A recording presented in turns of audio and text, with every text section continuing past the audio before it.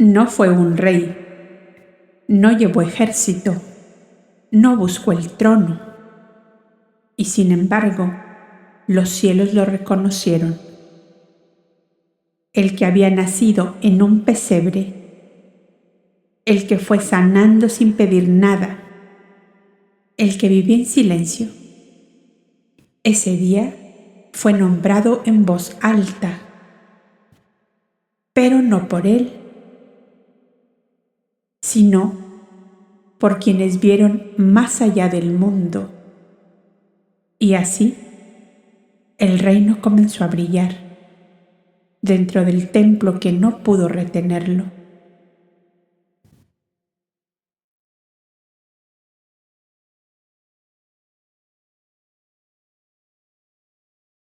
Bienvenidos a Voces de la Biblioteca Upásica. Soy Silvia Martínez y aquí las palabras despiertan memorias antiguas. Exploramos sabiduría ancestral, luz interior y mensajes para el alma. Suscríbete y acompáñame en este viaje sagrado. Comenzamos.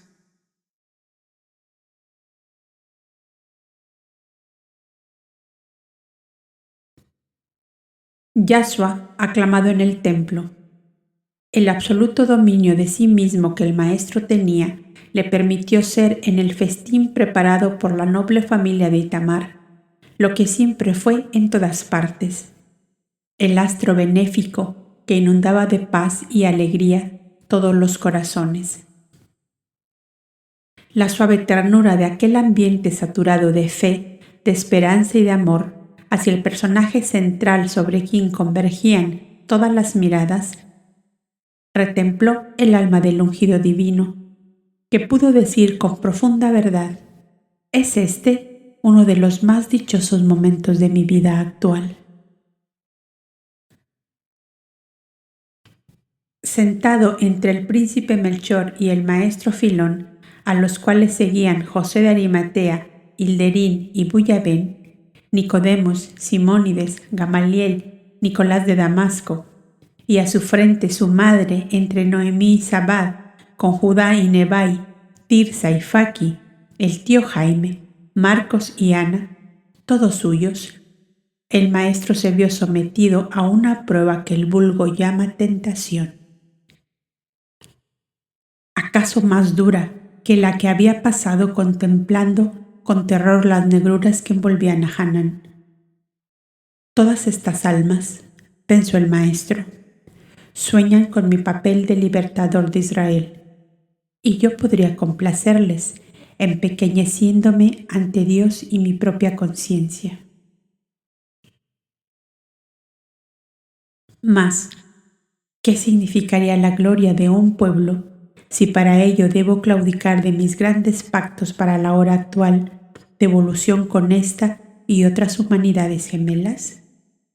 ¿Qué dicha suprema les embargaría si yo les dijera como Moisés en la hora de la esclavitud en Egipto: yo seré vuestro libertador del yugo extranjero y os llevaré a la grandeza y a la dicha que soñáis? Mas sería ese el primer paso en falso que daría el ungido de Dios para fundamentar con su sacrificio heroico la fraternidad humana de la tierra. Mi herencia eterna es toda la humanidad. Ni este pueblo, ni aquel, ni otro, ni el de más allá. Las almas en misión tienen rutas inmutables como los astros. La estrella polar alumbra todos los mares del mundo, y su luz orienta a los viajeros de todos los caminos, en el mar y en el desierto, en las montañas y en las llanuras. Esta serie de pensamientos fueron interrumpidos por el anuncio de Otoniel, el mayordomo de la casa. La princesa Aholibama de Rechab pide hablar con Marcos, el agente comercial de Jope, y manifiesta tener grande urgencia en ello. La sobremesa fue interrumpida y los concurrentes se dispersaron en grupos por los patios y jardines. «Yashua», dijo Marcos, «paréceme que este anuncio va más contigo que conmigo». «Anda y ve», le contestó el maestro. La noble casa de los príncipes de Rechab era harto conocida, y así todos se interesaron por el motivo que traería la princesa cuando era ya entrada la segunda hora de la noche. «Vendrá buscando la curación de su primogénito sordomudo», dijo Gamaliel. El maestro le refirió el acontecimiento de esa misma mañana y que el rabí Hanán quería proclamar ese niño como Mesías de Israel. «¡No puede ser! ¡No puede ser!», fue la voz múltiple que se levantó. «¿Y no será?», gritó Simónides. «No será, aunque tenga yo que morir ahorcado». La princesa Jolibama es una santa mujer y preferirá morir antes de ser cómplice de una falsedad semejante, añadió Gamaliel, que parecía conocer más a la familia.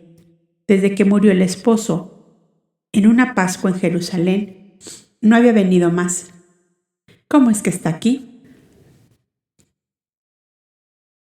Pues claro está, que ha venido por la noticia de Marcos de que vendría un profeta que podía curar a su hijo, añadió Simónides.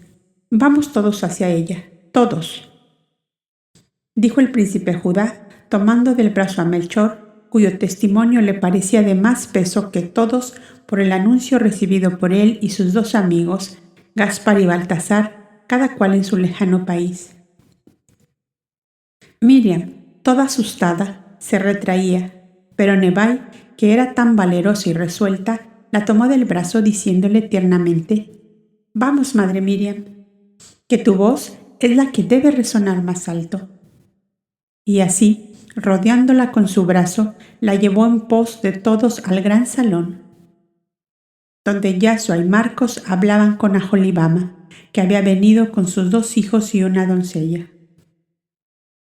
Su gran carroza estaba a la puerta con una pequeña escolta de 4 esclavos negros montados en mulos, según era la antigua costumbre de la casa. La pobre madre, con gran sobresalto y temor, había venido buscando a Marcos, para que de nuevo la pusiera en contacto con el poderoso profeta que hacía tan estupendos prodigios. Esperaba de él otro más, que la librase de las garras de Hanán, el cual le había anunciado esa misma tarde su resolución de encargarse del niño Josué, pues el Sanedrín estaba convencido de que él era el Mesías que Israel esperaba. Ella buscó el amparo de su padre, el viejo príncipe de Rechab, pero él opinó que no se resistirá al Sanedrín, que acaso estaría en lo cierto. Aholibama no podía consentir en que le fuera arrancado su hijo y quería huir con él a donde pudiera verse libre de la influencia de Hanán. Solicitaba de Marcos una entrevista con el profeta nazareno, bien ajena, por cierto, de que iba a encontrarle en aquella casa.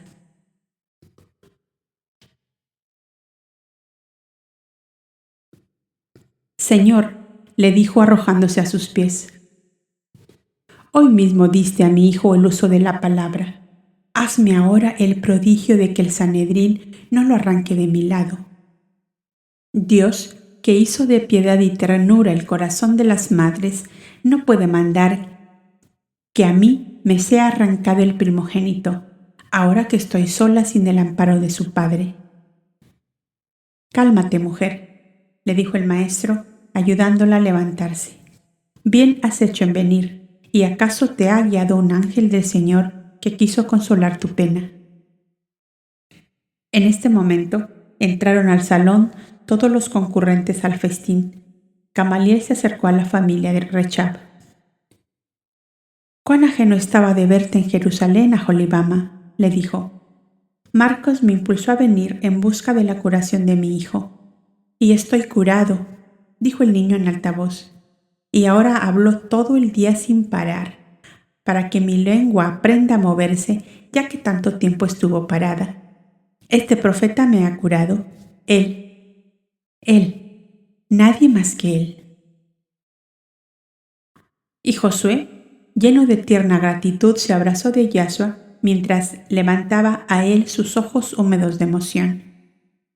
El maestro le estrechó sobre su corazón diciéndole: «Que Dios te bendiga, hijo mío.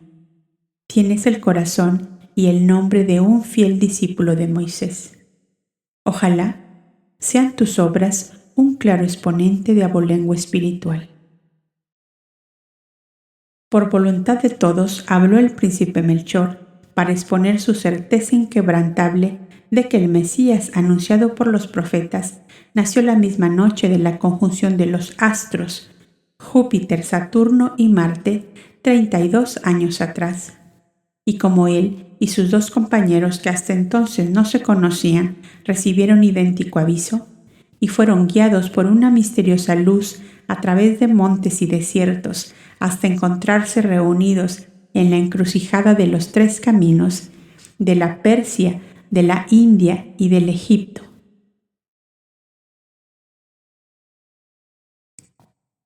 Juntos entraron en Jerusalén, donde un sacerdote esenio que oficiaba en el altar de los perfumes les indicó que el divino ungido estaba en Betlem. El discurso de Melchor, con toda la vehemencia que da la convicción y el amor, llenó de lágrimas muchos ojos, y el silencioso llorar de Miriam hacía llorar a todas las mujeres. Yahshua de Nazaret, Hijo de Dios, ungido por él para esta hora solemne de la humanidad por la cual te has sacrificado. Declaro aquí, en presencia de todos y bajo mi solemne juramento, que tú eres el Cristo, Hijo de Dios vivo, el Mesías anunciado y esperado desde hace 6 siglos, cuando el clarín de bronce de Isaías hizo estremecer las almas con su primera llamada. Señor Dios de los cielos y de la tierra, exclamó el anciano príncipe, levantando sus brazos y sus ojos a lo alto, que se incline tu omnipotencia sobre este puñado de seres ansiosos de tu verdad y de tu luz.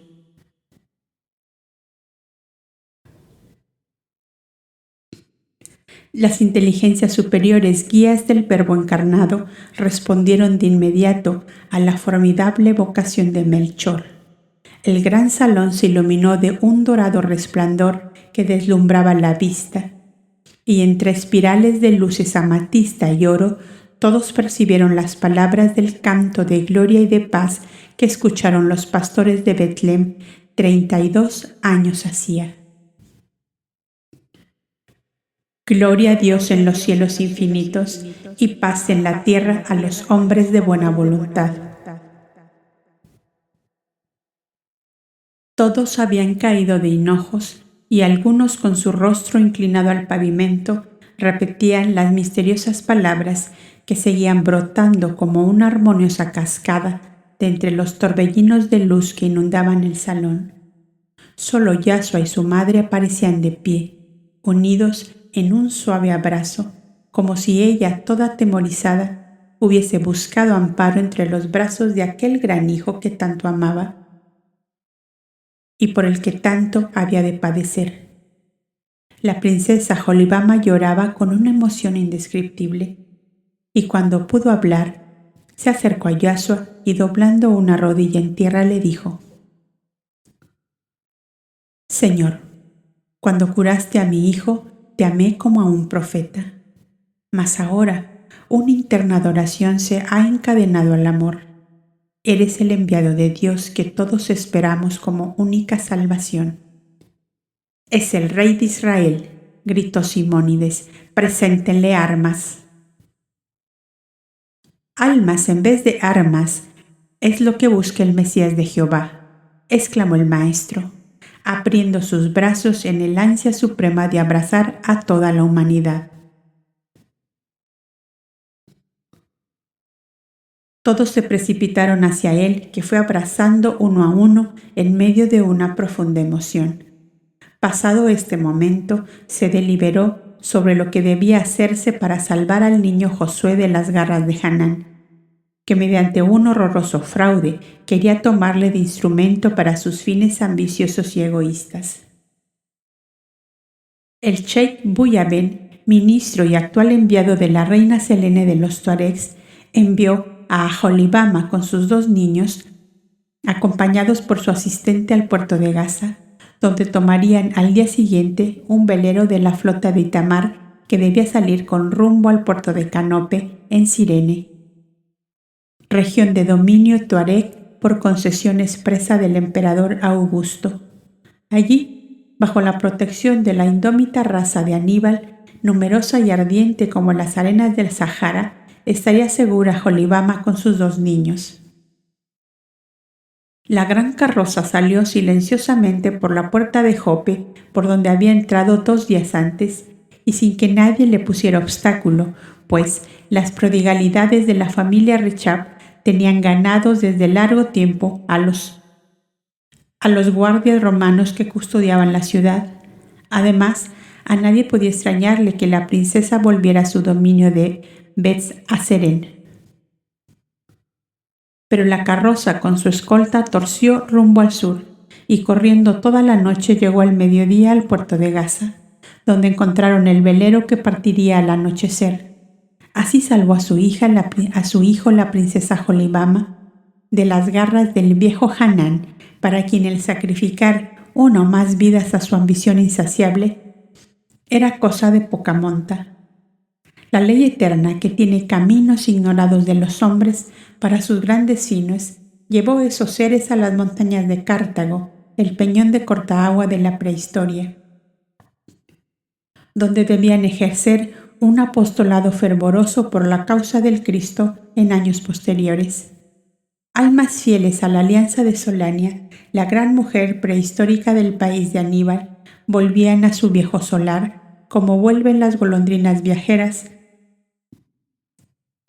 a buscar el ruinoso torreón donde en otra hora colgaran su nido a la sombra de las palmeras y de las acacias.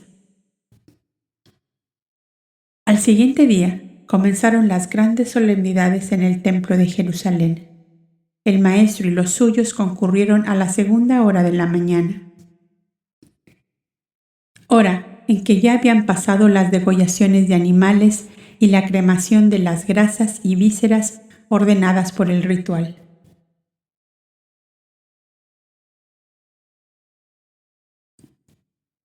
Los numerosos criados al servicio del templo habían lavado la sangre que caía del altar de los holocaustos y el gran recipiente de mármol y bronce estaba cerrado. En la 2:00 hora se ofrecían perfumes, frutos, flores y cereales, se cantaban salmos y los oradores sagrados ocupaban por turno la cátedra para dirigir la palabra al pueblo, que aparecía silencioso y reverente, llenando las naves, atrios y pórticos del templo de Salomón. Debemos hacer notar que la guardia de la Torre Antonia se triplicaba en esos días de grandes tumultos, a fin de guardar el orden sin inmiscuirse en las ceremonias religiosas de los judíos. Dicha guardia estaba bajo el mando inmediato de aquel militar romano que sufrió un accidente mortal en el circo de Jericó, y entre sus numerosos subalternos había una buena porción de prosélitos, como llamaban los israelitas a los simpatizantes de su doctrina del Dios único, Señor del universo. Pero lo eran secretamente por veneración al joven profeta que salvó la vida de su jefe. El procurador Poncio Pilatos, hombre de paz y de letras, no gustaba ni poco ni mucho de las discordias entre las distintas sectas en que estaba dividido el pueblo de Israel, y así les dejaba que se entendieran ellos entre sí. En lo referente a su teología dogmática, los rabinos judíos consideraban herejes a los samaritanos y nulos en asuntos religiosos y legales a los galileos. Y aún los nativos de la misma Judea estaban también divididos en fariseos y saduceos. Los primeros eran puritanos y rígidos al extremo en el cumplimiento de las 1000 ordenanzas del ritual. Eran justamente de aquellos de quienes el Divino Maestro decía que veían la paja en el ojo ajeno y no veían la viga en el suyo, que colaban un mosquito y se tragaban un cangrejo. Los saduceos, entre los cuales estaba la mayor parte de las familias judías de antigua nobleza, daban más importancia a los principios de piedad y de misericordia con los desvalidos, menesterosos y desamparados, basándose para ello en el gran principio de la ley mosaica: ama a Dios sobre todas las cosas y al prójimo como a ti mismo. Estos vivían la vida humana con holgura, con comodidades y sin hacer ostentación de austeridad religiosa ninguna. Los saduceos estaban más inclinados a la filosofía platónica en cuanto al espíritu humano y no aceptaban la resurrección de los muertos en la forma que los fariseos lo sostenían. De allí la gran aversión que ambas tendencias se prodigaban mutuamente.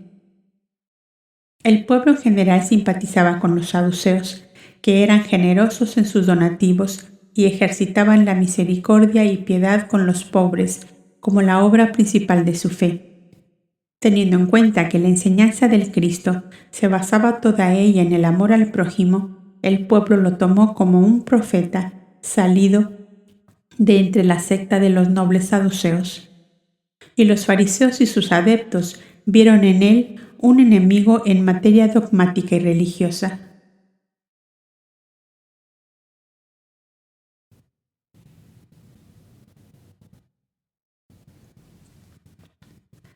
Hecha esta explicación, el lector está en condiciones de interpretar y comprender perfectamente los acontecimientos que después se desarrollaron. La secta de los fariseos era aborrecida en general por el pueblo, pero era la que estaba en el poder desde hacía años, pues el rabí Hanán era el alma del fariseísmo israelita de aquella época. Por fin apareció en la sagrada cátedra un doctor joven, hijo de Hanán, cuyo nombre era Teófilo. Abrió el libro llamado Deuteronomio, atribuido a Moisés, que en el capítulo 32, versículo 17 comienza así: No ofrecisteis sacrificios a Dios, sino a los diablos, a dioses ajenos, que no conocieron ni temieron vuestros padres. Y violó Jehová, y encendióse en ira por el menosprecio de sus hijos e hijas, y dijo: Esconderé de ellos mi rostro, y veré entonces cuál será su postrimería. Porque fuego se encenderá en mi furor, y arderá hasta lo más profundo, y devorará la tierra y sus frutos, y abrazará los fundamentos de los montes. Yo allegaré males sobre ellos, consumidos serán de hambre, y consumidos de fiebre ardiente y de amarga pestilencia. Dientes de bestias enviaré sobre ellos, y veneno de serpientes. Un discurso desarrollado sobre tan terribles y maldicientes palabras como tema fue en verdad un aluvión de veneno de serpientes que aterraban al pueblo ignorante en su mayor parte. Los oyentes del grupo de los saduceos pensaban y murmuraban entre sí: haría falta que se levantara de su tumba Jeremías profeta, Esdras, Gilel o Simeón, para tapar la boca a ese energúmeno que vomita tanta ponzoña. Los amigos de Yahshua tendían de tanto en tanto hacia él sus miradas, pensando el sufrimiento que debía tener ante tan terrible vocabulario. Pero no supusieron que quisiera tomar la palabra por no enfrentarse con el predominio sacerdotal.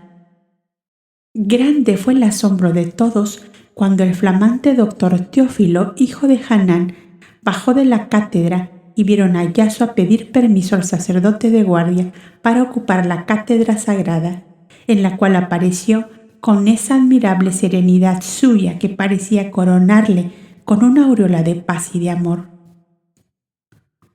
Un clamor unánime resonó bajo las naves del templo: Dios te salve, profeta nazareno, remedio de nuestros males, alivio de nuestros dolores.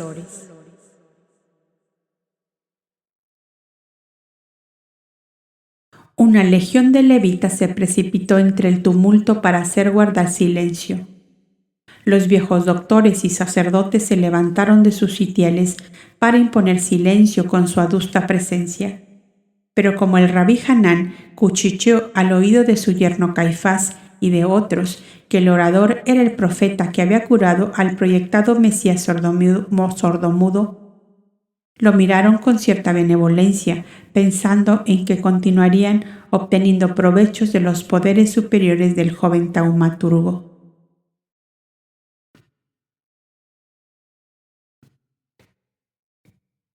El maestro abrió el mismo libro que Teófilo acababa de utilizar, y lo abrió en el mismo capítulo 32 y comenzó así.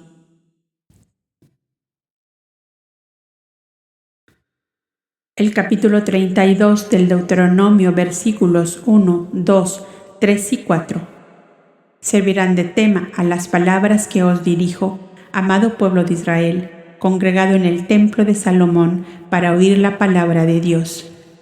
Escuchad cielos y hablaré, y oiga la tierra las palabras de mi boca, dice Jehová.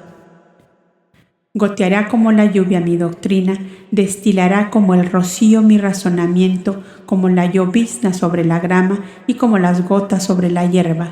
Así es Jehová al cual invocáis, así es nuestro Dios al cual adoráis. Él es la roca inconmovible cuya obra es perfecta, porque todos sus caminos son rectitud, porque es Dios de verdad y ninguna justicia hay en él. Es justo y santo y la corrupción no debe manchar a sus hijos. Pueblo de Israel y adoradores del Dios único, Padre universal de todo cuanto existe. Con espantados ojos contempláis los caminos de la vida donde arden llamaradas el egoísmo, el odio, la ambición, agostando vuestras praderas en flor, destruyendo los dones más hermosos que Dios nuestro Padre, que os colmó de ellos, para que llevéis vuestra vida en paz y alegría, bendiciéndole en todos los momentos de vuestra existencia. Abrid de nuevo vuestro corazón a la esperanza ante las palabras de la Escritura Sagrada que he tomado como tema de mi discurso. Goteará como la lluvia mi doctrina, destilará como el rocío mi razonamiento.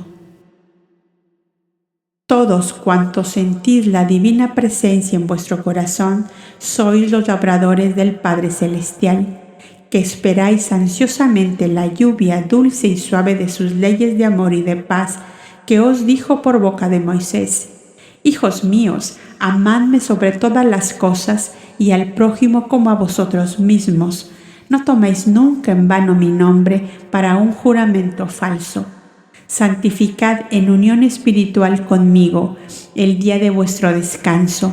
Honrad con amor reverente al Padre que os trajo a la vida y a la tierna Madre que llenó de cantos y flores de ternura vuestra cuna. No dañéis a vuestros semejantes, ni aun con el pensamiento, ni atentéis jamás contra su vida, porque yo, solo yo, que la he dado, soy Señor y dueño de las vidas y de los hombres. No manchéis vuestro ropaje de hijos de Dios en las charcas inmundas de lascivia, porque os quiero puros y perfectos como yo lo soy desde la eternidad. No pongáis vuestros ojos en los bienes de vuestro hermano, porque yo, vuestro Padre, os he dado a todos el poder y las fuerzas necesarias para sacar de los frutos de la tierra el necesario sustento. No manchen vuestros labios la falsedad y la mentira, el engaño y el fraude, porque yo, vuestro Padre, soy Dios de la verdad y de justicia, y no acepto ofrenda de corazones engañosos y torcidos.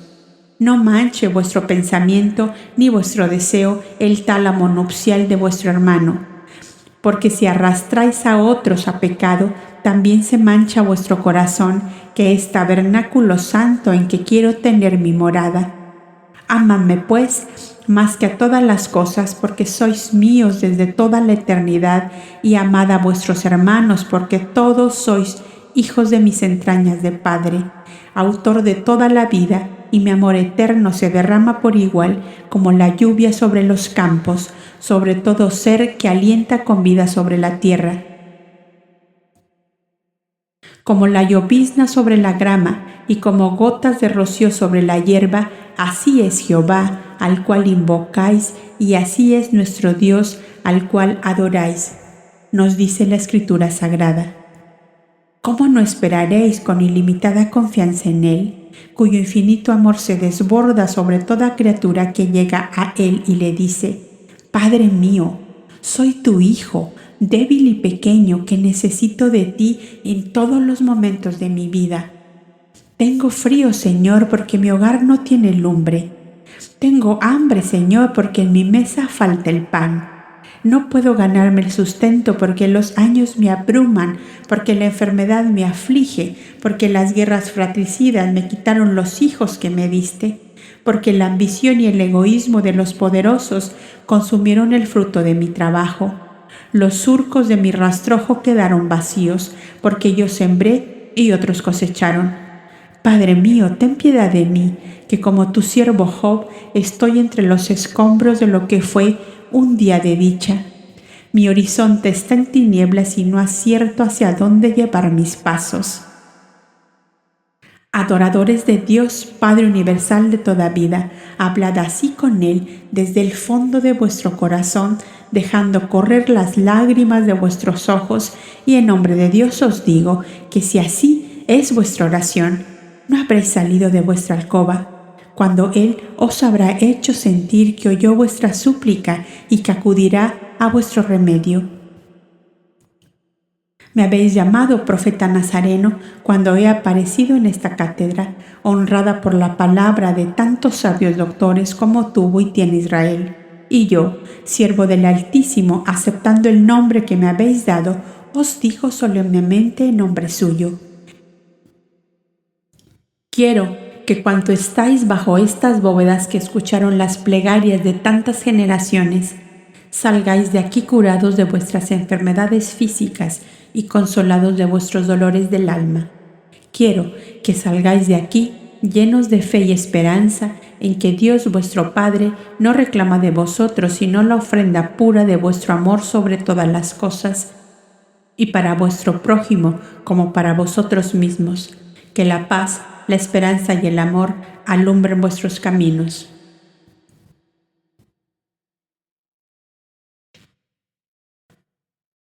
Profeta de Dios, bendita sea tu boca que vierte miel y ambrosía. Bendita sea la madre que te dio a luz, bendito el seno que te alimentó. Y el formidable clamoreo de bendiciones siguió al maestro que bajaba de la cátedra. El alto clero y dignatarios del Sanedrín y del templo sufrieron con disgusto la ovación popular ofrecida a un humilde hijo de Galilea. Pero la mirada de águila de Hanán les había hecho comprender la conveniencia de tolerar aquella inconsciencia del pueblo ignorante, porque podía necesitar más adelante de los poderes internos del joven taumaturgo.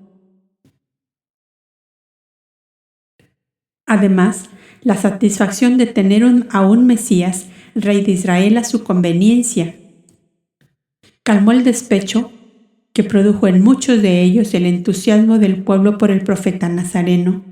No bien el joven maestro estuvo en los pórticos del templo, la ardorosa juventud galilea se precipitó sobre él y levantándole en alto lo sacaron de las escalinatas exteriores entre hosanas y aleluyas al profeta de Dios, al ungido de Jehová para salvar a su pueblo.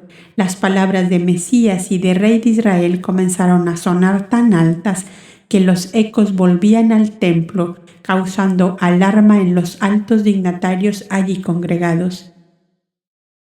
Entre aquella fervorosa multitud de jóvenes galileos estaban los amigos de la montaña que el príncipe Judá y el cid Hilderín habían preparado para un momento dado. La efervescencia popular amenazaba tornarse en tumulto y los celotes del templo corrieron por la galería que la unía con la Torre Antonia para pedir que la guardia dispersara aquel escandaloso motín, prendiera a los alborotadores y sacara fuera de los muros de la ciudad al profeta que así había enloquecido al populacho. Pero la guardia contestó que no tenían órdenes de intervenir en una manifestación de entusiasmo popular hacia un genio benéfico que curaba todas las enfermedades. Entonces salió el Sanedrín en pleno con toda su corte de doctores, sacerdotes y levitas, para amedrentar al pueblo y al profeta con terribles anatemas.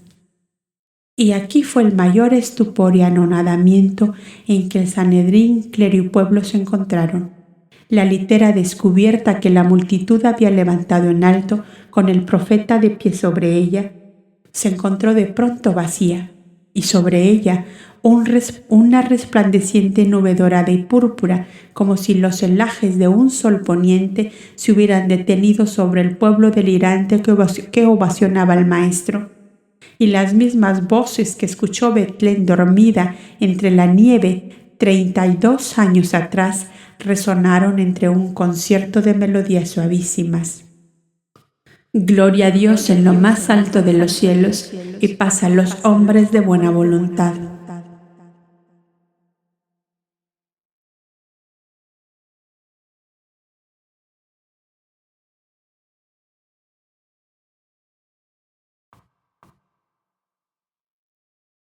Melchor lo proclamó, el pueblo lo aclamó, el cielo lo selló. Yahshua no huyó, pero tampoco se quedó. Desapareció en la nube, como quien sabe que el reino no es de este mundo, porque el Mesías no viene a gobernar, viene a recordar. Y cuando la verdad toca el alma, ni el poder, ni el templo, ni el miedo pueden detenerla.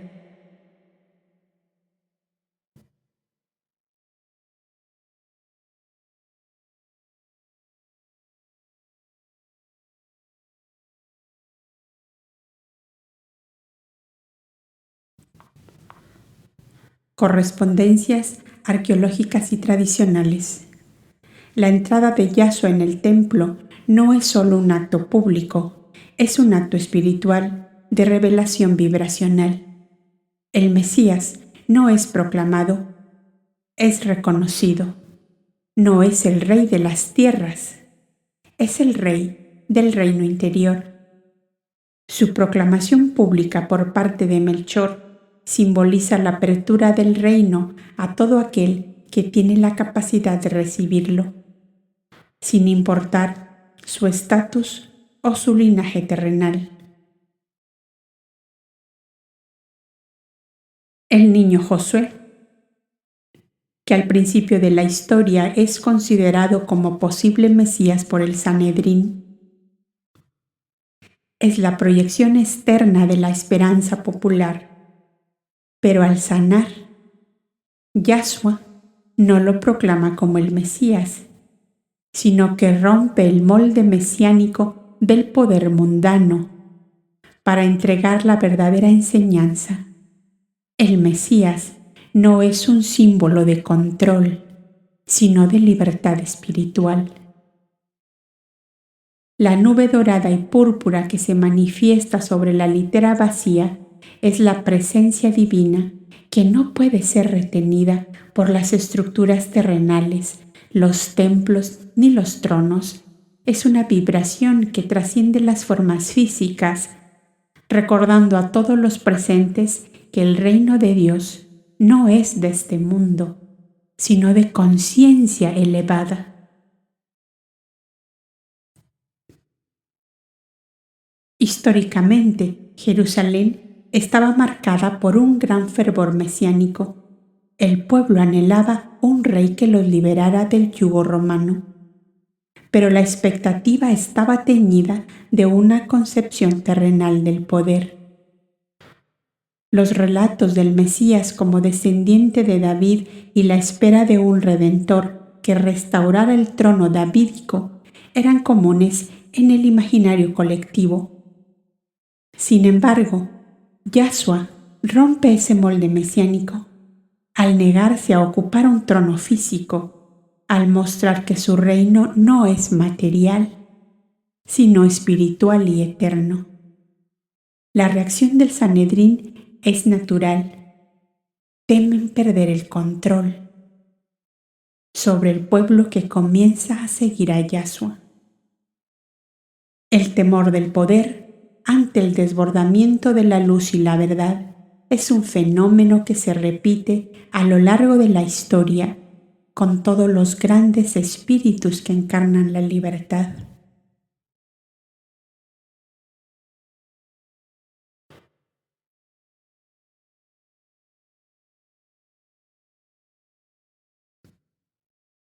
Puente con la historia sagrada.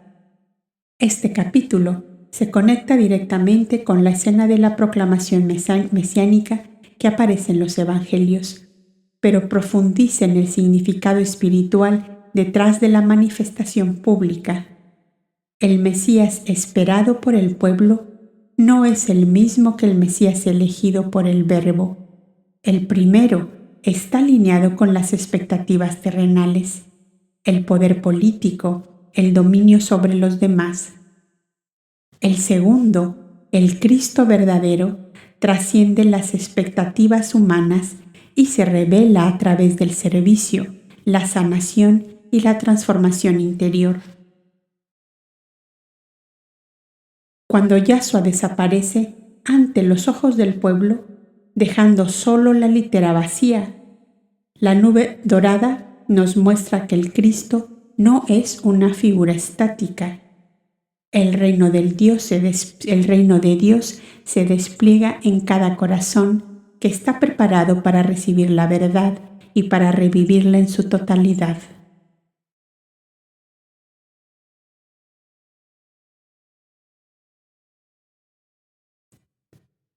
Enseñanza final. Este capítulo nos enfrenta con una profunda reflexión sobre la naturaleza del reino y del Mesías. El Cristo no viene a ser manipulado ni a ocupar tronos terrenales. Viene a despertar almas, a enseñar que el poder espiritual no se impone, se manifiesta. Cuando Yahshua desaparece en la nube, nos deja un signo de que el Cristo verdadero nunca es poseído, es reconocido. ¿Estás dispuesto a reconocer al Cristo en tu interior, más allá de las formas externas? Porque el reino no viene de afuera, viene de la luz que ya reside en ti.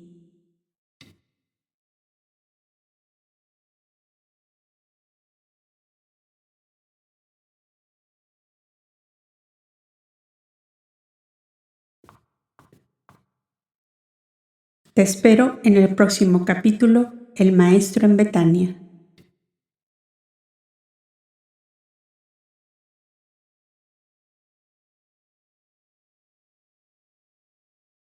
Gracias por compartir este instante de alma. Suscríbete, activa la campanita y acompáñanos en cada episodio o cada capítulo o cada libro narrado aquí. Y si deseas ir más profundo, únete como miembro de este canal. Hay contenido exclusivo para quienes sienten el llamado. Y como recordaba Madame Blavatsky, la mentira baja estrepitosamente por un plano inclinado, mientras la verdad sube penosamente cuesta arriba.